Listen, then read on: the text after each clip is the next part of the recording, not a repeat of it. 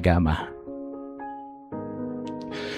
Oke, baik pendengar, Indonesia merupakan bangsa yang kaya akan suku, budaya, bahasa, serta keberagaman yang tersebut adalah anugerah yang harus selalu dirawat dengan semangat dan tentunya dengan semangat ya, harus dirawat untuk saling menghormati, saling menjaga, dan saling bekerja sama. Pendengar, pada kesempatan kali ini kita akan bahas tema yang sangat relevan dengan kehidupan masyarakat, khususnya di wilayah dataran tinggi Tanoh Gayo, Aceh Tengah, ya, dengan tema sinergi beragama dan ekoteologi sebagai pilar harmoni sosial dan kelestarian alam di Aceh Tengah. Tema ini, pendengar, mengajak kita untuk memahami bahwa ajaran agama tidak hanya mengatur hubungan manusia dengan Sang Pencipta saja, tetapi juga menuntun manusia untuk menjaga hubungan dengan sesama serta merawat lingkungan hidup sebagai amanah yang harus terus dipelihara. Untuk bahas tema tersebut, pendengar, telah hadir bersama narasumber kita yang berkompeten di bidangnya, yaitu Dr. Ibnu Qadir SMSI, yang merupakan Wakil Dekan 1 Fakultas Syariah dan Dakwah Usuluddin IAIN Takengon. Oke, baik pendengar, langsung saja kita sapa ya. Assalamualaikum, selamat pagi. Waalaikumsalam warahmatullahi wabarakatuh. Apa kabar, Dok? Alhamdulillah baik, Bang Cibro. Alhamdulillah. Gimana Bang Cibro, sehat? Alhamdulillah sehat luar biasa ya. Kita ucapkan terima kasih banyak sudah meluangkan waktu nih bersama dengan pendengar RRI Rimba Raya. Sama-sama. Oke, baik, Dok. Kalau kita melihat ya, saat ini mungkin sebagai pembuka ya untuk konsep moderasi beragama dalam kehidupan masyarakat Aceh Tengah yang tentunya dikenal memiliki kehidupan religius dan budaya yang kuat. Bagaimana nih pandangan seorang dosen nih terhadap hal ini? Baik, sebelumnya saya boleh menyapa ya. Boleh. Silakan, Dok. Silakan. Dimanapun berada. Assalamualaikum warahmatullahi wabarakatuh. Salam sejahtera, shalom, om swastiastu, namo buddhaya, salam kebajikan. Bapak Ibu pendengar RRI, Bang Cibro, ketika kita berbicara tentang moderasi beragama, sebenarnya kita tidak hanya berbicara tentang hubungan antar umat manusia, begitu, hubungan sosial antara manusia dengan manusia yang lainnya, tetapi juga hubungan manusia dengan alam. Jadi kalau dalam konsep Islam itu mengajarkan bahwa manusia ini adalah khalifah. Khalifah itu sebagai pemimpin. Orang yang diberi amanah untuk mengatur, mengelola bumi yang diamanahkan kepada kita oleh Sang Pencipta Allah Subhanahu wa Ta'ala. Karena itu saya pikir merawat lingkungan merupakan bagian dari ibadah juga. Nah, ini saya kira di Aceh Tengah dengan kekayaan alamnya, dengan anugerah alam yang indah, udara yang sejuk, masyarakat yang rukun harmoni, ini saya kira perlu untuk mensinergikan moderasi beragama dengan konsep ekoteologi, supaya harmoni itu bisa tercipta tidak hanya antara sesama manusia, tetapi juga harmoni dengan alam bisa tercipta di dataran tinggi Tanoh Gayo tercinta kita ini. Saya kira itu. Oke, baik, Dok. Belakangan kita mengenal istilah ekoteologi ya, semakin banyak dibahas. Apa sebenarnya yang dimaksud dengan ekoteologi dan mengapa konsep ini penting untuk dikenalkan kepada masyarakat luas? Baik, secara bahasa, ekoteologi itu sebenarnya dalam bahasa yang sederhana itu adalah cara pandang, ya, cara pandang menjaga lingkungan yang bagian dari perintah ajaran agama. Eko dari kata ekeos, eko itu ekologi atau lingkungan, theo itu Tuhan, logi, logos itu ilmu. Jadi ekoteologi itu adalah cara pandang terhadap lingkungan yang menggabungkan unsur transenden, tidak hanya horizontal, tetapi juga pemahaman keagamaan untuk sama-sama menjaga lingkungan. Itu secara singkatnya. Iya. Begitu, Bang Cibro. Kemudian mengapa penting untuk dikenalkan kepada masyarakat ini, Dok? Baik. Secara umum kalau kita mau berbicara tentang permasalahan sosial, ini misalnya saja kasus kebakaran hutan yang beberapa akhir ini, apalagi ini sudah mulai musim kemarau. Betul kalau sekali, kita lihat dari sisi ini problem sosial, maka kita tidak bisa melihatnya dengan cara yang sederhana. Kita harus melihatnya dari beberapa teori atau structure. Ya, misalnya kebakaran hutan itu dalam teori iceberg misalnya, kita menggunakan menggunakan pendekatan teori iceberg. Kebakaran hutan itu merupakan event atau peristiwa, sesuatu yang terlihat dan muncul, kejadian yang tampak oleh publik, bersifat nyata, langsung, mudah diamati, dan seterusnya. Nah, ini adalah event yang harusnya tidak dilihat dari permukaannya saja, tetapi di bawah itu ada unsur-unsur lain yang memicunya. Nah, kalau kita mau turunkan sedikit ke bawah, maka event atau peristiwa kebakaran hutan ini bisa jadi dipicu oleh yang pertama adalah pattern of behavior atau pola perilaku, sesuatu yang berulang. Apa yang berulang? Bisa jadi pola ini berulang karena ada kebiasaan masyarakat kita, sebagian kecil masyarakat kita yang bisa kita sebut oknum itu, memang membuka lahan dengan cara membakarnya, gitu ya, membakarnya. Nah, ini pola yang berulang ini yang kemudian memunculkan konflik atau peristiwa pembakaran hutan yang menjadi problem sosial kita.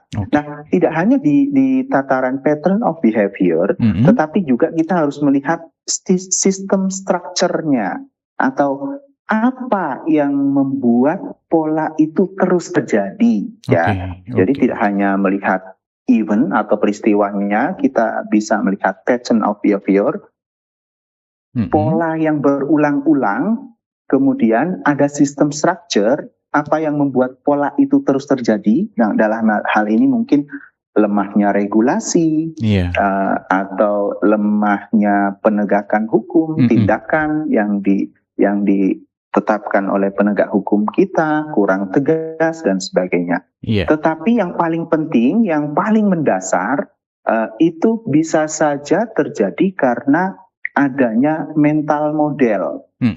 Apa itu? Sistem atau nilai yang terbentuk, keyakinan yang terbentuk oleh individu-individu oknum yang melakukan pembakaran untuk membuka lahan itu. Jangan-jangan nilai yang mereka yakini bahwa membuka lahan dengan cara dibakar itu sesuatu yang baik-baik saja.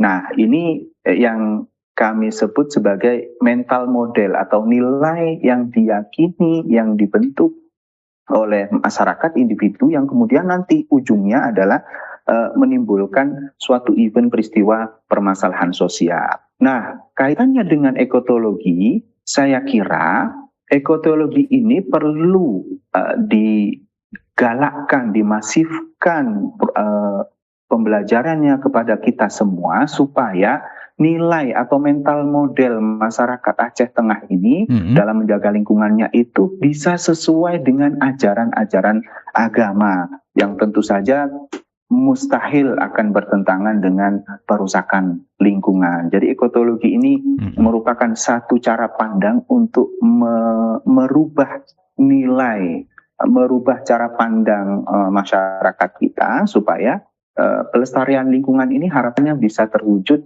melalui semangat keberagamaannya. Oke, begitu ya. Luar biasa penjelasan ini, Dok. Kemudian begini, Dok, kalau kita melihat ya, antara hubungan ya, bagaimana hubungan antara nilai-nilai agama dengan kewajiban menjaga lingkungan hidup itu sendiri, Dok? Baik. Ajaran agama, di agama apapun yang sependek pengetahuan saya ini ya, misalnya di Buddha ada istilah ahimsa atau nirketelasan. Jadi di dalam ajaran agama Buddha ini, saudara-saudara kita yang beragama Buddha yang mungkin sedang mendengarkan siaran ini dari manapun berada, mohon dikoreksi apabila ada yang salah. Ini juga mengajarkan tentang mengajarkan tentang harmoni antara kehidupan manusia dengan alam. Jadi kalau di dalam ajaran agama Buddha itu, jangankan membunuh membunuh hewan gitu. Tumbuhan juga bagian dari makhluk hidup yang harus dihormati. Di dalam ajaran agama Hindu juga dikenal dengan Bumi Devi. Bumi Devi ini kira-kira konsepnya sama. Di dalam ajaran Kristen itu ada konsep stewardship namanya, atau kekhalifahan kalau di dalam Islam. Jadi manusia ini sebagai khalifah, sebagai pemimpin yang tugasnya adalah mengelola. Ya, mengelola ini perlu moderasi, tidak hanya mengunggulkan kepentingan manusia saja, tetapi juga harus melihat sustainability, keberlanjutan. Anak cucu kita masih membutuhkan bumi ini untuk hidup, sehingga kita sebagai pemimpin sekarang juga harus melihat keberlangsungannya. Jadi saya kira ajaran agama manapun akan mengajarkan tentang kelestarian lingkungan. Tetapi sayangnya di akhir-akhir ini kenapa terjadi eksploitasi lingkungan besar-besaran? Ini memang karena pengaruh budaya yang kebetulan di dalam sejarah umat manusia itu yang menang adalah budaya antroposentrisme. Nah, ini yang harus kita antisipasi supaya tidak masuk ke generasi muda sekarang ya. Terus antroposentrisme itu, antropos itu manusia, sentrisme, center, pokok itu pusat. Jadi dalam pemahaman ini manusia adalah pusat dari semua yang ada di bumi ini, sehingga atas dasar kepentingan manusia, kekayaan alam, bumi dan isinya itu bisa dieksploitasi. Nah, ini yang berbahaya. Nah, moderasi dan ekoteologi itu ingin mengembalikan pemahaman ini ke tengah, sehingga manusia sebagai khalifah memanfaatkan alam, tetapi dalam batas-batas sewajarnya, dan harus mempertimbangkan sustainability, keberlangsungan untuk anak cucu kita ke depannya, yang bagian dari ajaran agama kita juga. Nah, itu saya kira. Oke, baik. Pentingnya keberlanjutan ya dok ya untuk ke anak cucu. Dan tentunya ini sangat penting dalam proses hubungan antara manusia dengan alam itu sendiri. Oke, baik. Kalau kita melihat Aceh Tengah dok dan Banda Meriah ya, memiliki kekayaan alam seperti hutan juga, ada danau juga, serta kawasan pertanian baik itu hortikultura maupun kawasan perkebunan, utamanya kebun kopi dan kopi Arabica. Kalau kita melihat agama ini dok, bagaimana memandang tanggung jawab manusia dalam menjaga potensi alam tersebut? Secara umum tanggung jawab manusia itu saya kira sama semua. Tidak hanya pemangku kebijakan dalam hari ini pemerintah, tetapi kita dalam posisi apapun, saya sebagai pengajar di kampus, sebagai akademisi, mahasiswa sebagai pelajar, kemudian pemerintah sebagai regulator yang menegakkan, yang memberikan regulasi, ada penegak hukum juga di situ, sama-sama mempunyai tanggung jawab yang sama sesuai dengan tupoksinya. Kalau kita melihat kondisi Aceh Tengah dan Banda Meriah dengan perkembangan sekarang ya, yang memang sudah tidak bisa dihindari lagi, pemanasan global dan sebagainya. Ini tentu saja akan mengancam eksistensi dari kopi Gayo itu sendiri, bahwa kita ketahui bahwa kopi Gayo itu merupakan entitas yang hanya bisa hidup subur dan akan maksimal buahnya di atas ketinggian 1.500 sampai dengan 2.000 mdpl. Dengan panasnya cuaca, dengan global warming yang sekarang terjadi, maka kita harus melakukan upaya-upaya pelambatan, pencegahan supaya global warming juga tidak terdampak pada entitas kopi gayo kita. Misalnya secara sederhana, misalnya ini beberapa Kementerian Agama di beberapa kabupaten yang saya ketahui sudah melakukan ini. Ketika ada pemuda dan pemudi yang ingin menikah, diminta untuk yuk sedekah. Sedekahnya sedekah apa? Sedekah pohon. Sedekah pohon silahkan ditanam di mana supaya bagian dari tanggung jawab sosial kita menjaga kelestarian lingkungan. Nah, kemarin di kampus YN Takengon, ASN yang dilantik sekian ratus juga diminta oleh Pak Menteri Profesor Dr. Nazaruddin Umar. Data ekoteologi ini bagian dari program beliau ya.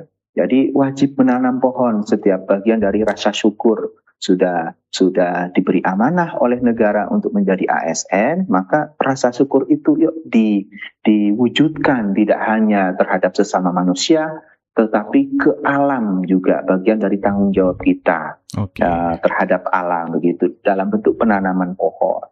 Nah, jadi saya kira pola-pola ini yang harus kita masifkan di semua lini. Ini bisa juga dari RRI misalnya menggalakkan banyak kampanye edukasi kepada masyarakat. Ayo, ini kesadaran tentang lingkungan ini sudah menjadi tanggung jawab kita bersama. Apapun posisi dan jabatan kita, dimanapun role kita berada, maka mari kita sama-sama menjaga kelestarian lingkungan dengan semangat keberagamaan kita. Karena apapun cerita, menjaga kelestarian lingkungan juga bagian dari keimanan kita masing-masing, terlepas dari apapun agamanya, seperti yang tadi saya jelaskan. Begitu Bang Cipro. Oke, baik Dok, semakin menarik ya untuk konsep ekoteologinya nih. Kalau kita melihat ya Dok, sementara untuk dinas-dinas terkait sendiri kan punya voksi masing-masing seperti Dinas Lingkungan Hidup dan Kebersihan. Sementara Kemenak sendiri dengan konsep ekoteologi. Batasannya seperti apa ini Dok? Artinya mungkin jangan sampai nanti peran dan fungsinya sendiri itu campur baur di dalamnya. Apakah mungkin untuk konsep ekoteologi ini sendiri kemudian dari Dinas Lingkungan Hidup dan Kebersihan itu tersendiri atau mungkin ada kolaborasi di sana, Dok? Baik, untuk menjawab suatu permasalahan sosial ya, misalnya krisis lingkungan, krisis kebersihan lingkungan dan sebagainya, itu seperti tadi teori iceberg dari Newton itu harus bisa menerapkan rule atau tupoksinya sendiri-sendiri. Iya, betul. Kami misalnya di kampus sebagai akademisi tentu mempunyai tugas. Tugasnya tidak boleh bertumpang tindih dengan tupoksi dinas kebersihan lingkungan misalnya. Iya, betul. Yang bisa kami maksimalkan adalah mengedukasi supaya tertanam mental model atau nilai-nilai kepada mahasiswa maupun masyarakat secara umum bahwa kelestarian lingkungan itu dalam apapun bentuknya itu menjadi tanggung jawab bersama. Nah, nilai yang kami tanamkan.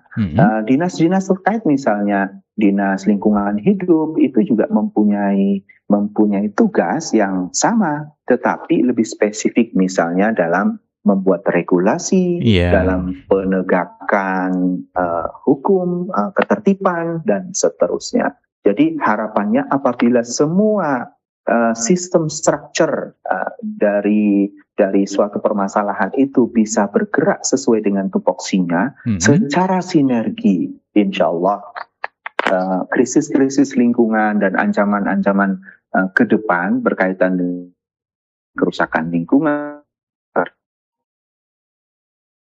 bisa ditangani dengan baik. Tidak hanya tanggung jawab ini tidak boleh dibebankan kepada satu dinas, satu instansi, satu unsur saja, tetapi kita bersama berkewajiban untuk bertanggung jawab melalui tupoksi kita masing-masing. Saya kira itu Bang Ji.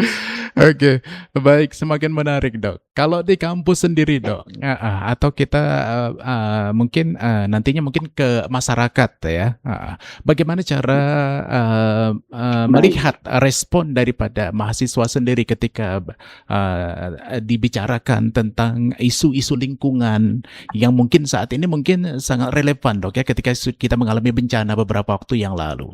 Kalau untuk generasi muda, khususnya mahasiswa dan mahasiswi, itu seperti apa, Dok? Kampus di dunia akademik, kami melakukan dua cara. Yang insersi, jadi mata kuliah yang berkaitan dengan pelestarian ekologi merupakan amanah besar dan agama Republik Indonesia. Itu biasanya insert dimasukkan di dalam beberapa mata kuliah. Misalnya ketika belajar kita akan menjaga atau menggunakan air dengan sehemat mungkin, dengan seefektif mungkin untuk melakukan ritual keagamaan, misalnya wudhu dan mandi besar dan sebagainya. Itu kami masukkan melalui mata kuliah yang relevan. Nah, satu insersi nilai-nilai ekologi ke dalam mata kuliah yang bisa dilakukan. Yang kedua, melakukan sinergisitas program seperti yang kemarin PBAK penerimaan pengenalan budaya akademik dan kemahasiswaan, mahasiswa baru yang baru masuk ke kampus. Dalam PBAK-nya, orientasi pertama pengenalan kampusnya, panitia kemudian membuat program yang kemarin alhamdulillah dihadiri oleh Bapak Bupati Kabupaten Aceh Tengah di pinggir Danau Laut Tawar. Jadi kami melakukan bersih lingkungan sepanjang jalan dermaga, kemudian melakukan mahasiswa juga diminta kesadarannya untuk yuk sedekah bibit pohon untuk ditanam di beberapa titik yang ada di kampus maupun di luar kampus sebagai bagian dari tanggung jawab moral keagamaan kita terhadap kelestarian lingkungan. Jadi sementara ini kampus baru melakukan dua model untuk menggalakkan konsep ekoteologi ini. Yang pertama insersi mata kuliah yang relevan, yang kedua sinergitas program yang mungkin dilakukan di kampus untuk menggerakkan ekoteologi di wilayah Aceh bagian tengah ini akan terus kami lakukan. Dan insya Allah ini di PPAK di tahun ini, di bulan Agustus juga tema tentang pelestarian lingkungan yang merupakan bagian mandat besar dari Kementerian Agama Republik Indonesia juga akan tetap kita masukkan di dalam PPAK sehingga ini harapannya terus sustainability. Dan alhamdulillah pemerintah Kabupaten Aceh Tengah juga sangat suportif, sangat aware gitu ya, karena Pak Bupati kita mempunyai misi besar ingin menjadikan Aceh Tengah ini yang religius, bersih, religius masyarakatnya, bersih kotanya, sehingga menjadi salah satu destinasi wisata yang syar'i, yang nyaman untuk semua kalangan gitu. Oke, semakin menarik, Dok. Kalau saya melihat ya bagaimana cara menanamkan nilai moderasi beragama sekaligus kepedulian terhadap lingkungan kepada kalangan pelajar dan mahasiswa yang sudah disampaikan tadi, Dok, ya di pinggiran danau juga. Kemudian bagaimana mensedekahkan satu batang pohon begitu kan. Ini mungkin termasuk mengajarkan teori sekaligus prakteknya kepada para mahasiswa kita mungkin, Dok, ya. Betul. Kemudian begini, Dok, dalam perspektif Islam, apakah menjaga lingkungan juga termasuk bagian dari ibadah nih? Mohon dijelaskan, Dok. Baik, ada beberapa perkembangan. Jadi kalau dalam Islam itu, dalam konsep Islam ada namanya maqasidus syariah. Jadi tujuan-tujuan utama dari sebuah syariat Islam yang kita kenal ada yang kemudian dikenal dengan af'al khamsah.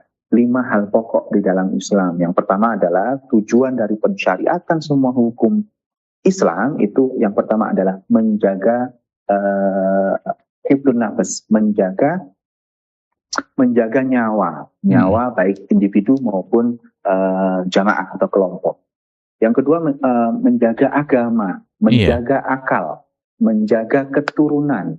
Yang terakhir itu adalah menjaga harta. Nah, sejak tahun 2007, sejak saya masih S1 ya, masih S1 itu ada gerakan ini sudah mulai muncul, yang kemudian muncul namanya Profesor Dr. Mujiono Abdillah dari UIN Wali Songo Semarang, dulu namanya masih Wali Songo Semarang. Beliau dosen saya. Beliau meraih gelar profesor karena menambahkan satu maqasid syariah, yaitu hifdzul bi'ah minal iman. Menjaga alam itu bagian dari iman. Jadi ditambahkanlah satu nilai besar, tidak hanya menjaga nyawa, harta, keturunan, kemudian menjaga agama, tetapi juga menjaga lingkungan, bagian dari iman. Nah, ini kemudian berkembang sehingga sekarang menjadi ekoteologi. Sederhana saya ingin mengatakan bahwa semangat menjaga lingkungan ini juga sudah diadopsi oleh para pemikir Islam, oleh cendekiawan Muslim, oleh para akademisi Islam untuk memasukkan sebanyak-banyaknya teori, baik itu dari sisi fikihnya maupun teori di luar fikih, untuk bisa menopang kelestarian lingkungan ini bagian dari ajaran agama Islam. Jadi pada prinsipnya seperti itu. Nah, di dalam Al-Quran sendiri kan, Al-Quran ini secara umum ya, berbicara secara umum, sudah banyak sekali ayat-ayat yang menceritakan tentang amanah untuk menjaga lingkungan kita. Tetapi saya kira ini tugas para akademisi, tugas para cendekiawan Muslim, tugas para dai, tugas para asatidz untuk lebih menspesifikkan lagi ajaran-ajaran tentang pelestarian lingkungan ini di semua ajaran agama ya. Misalnya, dan di semua lini, misalnya untuk guru-guru TK, ini mungkin guru PAUD, guru-guru Rodotul Atfal misalnya, ini bisa menciptakan satu nyanyian yang mempunyai nilai-nilai kelestarian lingkungan. Nah, kalau di tingkat SD mungkin mulai gerak bersih lingkungan, hemat air, buang sampah tidak boleh sembarangan. Kalau di tingkat SMP atau SLTA bisa lebih tinggi lagi tingkatannya, misalnya sudah bisa menyediakan tong-tong sampah yang bisa dipilah, mana yang bisa didaur ulang, mana yang tidak bisa didaur ulang, seperti itu. Jadi saya kira semangat ajaran agama ini harus ditransformasikan kepada seluruh stakeholdernya, baik dari semua tingkatan, supaya ini lebih efektif. Karena tidak mungkin kita berbicara nilai yang terlalu konseptual di kalangan anak-anak TK begitu. Dia hanya sifatnya penanaman, dari nyanyian-nyanyian, slogan-slogan, dan seterusnya. Nah, ini saya kira perlu digerakkan lebih lanjut. Ini harapannya dengan RRI lebih banyak membuat siaran-siaran edukasi masyarakat seperti ini. Insya Allah nanti ke depannya Aceh Tengah, Benar Meriah, atau wilayah tengah Aceh ini yang kekayaan alamnya luar biasa ini bisa terjaga dan sustainable untuk anak cucu kita ke depan. Amin. Kita aminkan, Dok, ya. Mudah-mudahan. Kemudian, Dok, amin. Insyaallah.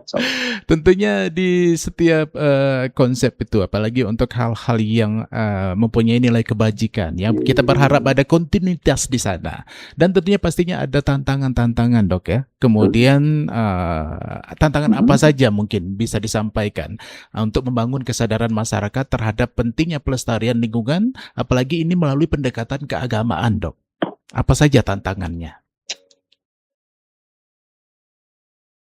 Kalau saya melihat tantangannya itu, karena ini sesuatu yang sebenarnya sudah lama, tetapi ingin mencoba digerakkan lagi oleh Kementerian Agama Republik Indonesia ya, melalui semua jejaringnya dari KUA dan seterusnya.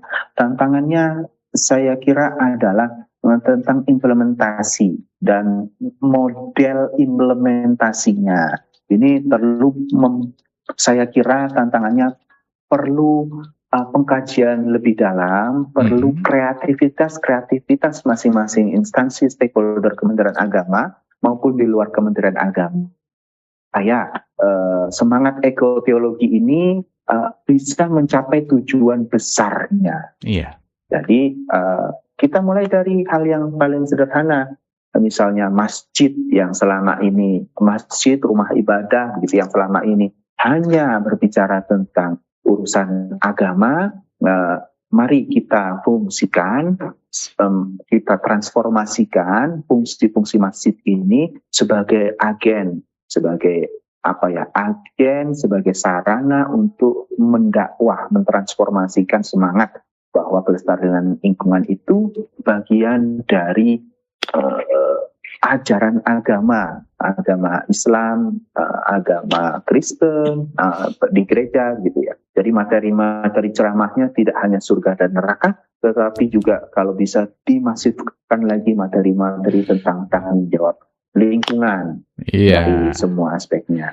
Jadi secara sederhana saya ingin mengatakan tantangannya apa dalam mentransformasikan ekotologi ini supaya dapat tujuan besarnya adalah kreativitas dan model transformasinya yang masih sangat perlu didiskusikan, masih sangat perlu dikembangkan supaya lebih efektif diterapkan masing-masing stakeholder di dalam Kementerian Agama maupun di luar Kementerian Agama. Saya kira itu. Oke, baik, Dok.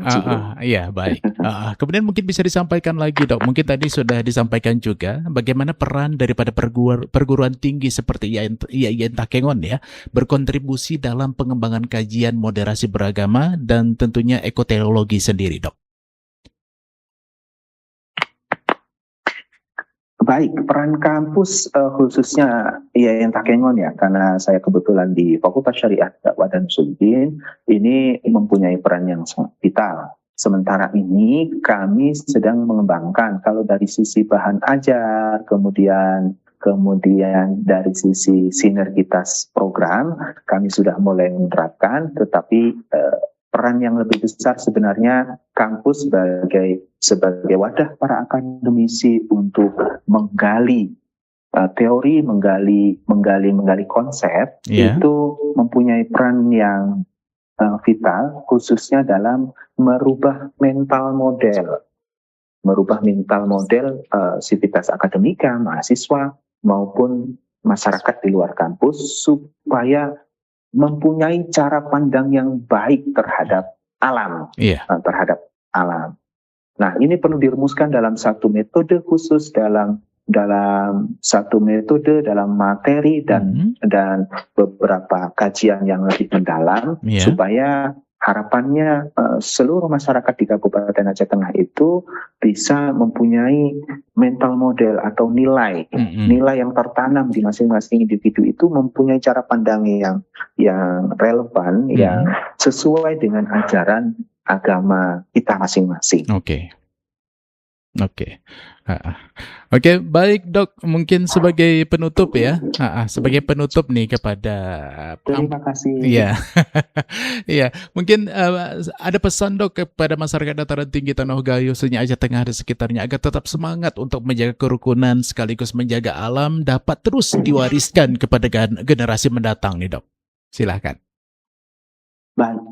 Baik, pesan terakhir, kita sering berpikir bahwa menjaga lingkungan adalah tugas pemerintah, padahal sesungguhnya itu adalah tanggung jawab setiap individu, setiap kita semua.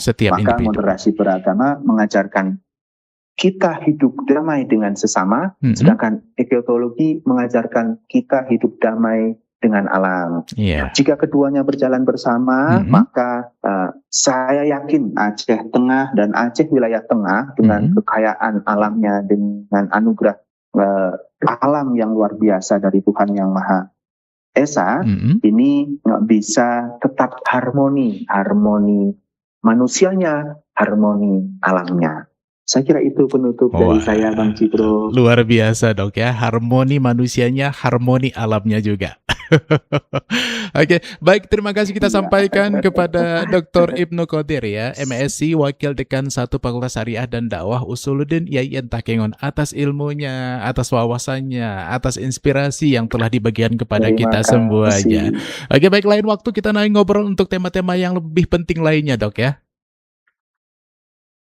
Baik, Bang Cipro. Terima kasih. Mohon maaf apabila ada kesalahan. Iya. Boleh saya akhiri tutup? Boleh. Wassalamualaikum warahmatullahi wabarakatuh. Waalaikumsalam warahmatullahi wabarakatuh. Oke, baik pendengar dimanapun Anda berada ya, memang keharmoni kehidupan tidak hanya dibangun melalui hubungan yang baik antar umat beragama, tetapi juga melalui kepedulian kita terhadap lingkungan menjadi tempat hidup bersama. Alam yang lestari akan menghadirkan kehidupan yang lebih sejahtera, sementara kerukunan yang terjaga akan memperkuat persatuan bangsa. Mari kita mulai langkah sederhana menjaga kebersihan lingkungan, menggunakan sumber daya alam secara bijaksana, serta terus menebarkan nilai-nilai toleransi, kasih sayang, dan gotong royong dalam kehidupan sehari-hari. Saya Bang Jibro pendengar beserta seluruh kru yang bertugas mengucapkan terima kasih atas kebersamaan Anda dalam program Moderasi Agama. Saya akhiri dengan mengucapkan wassalamualaikum warahmatullahi wabarakatuh.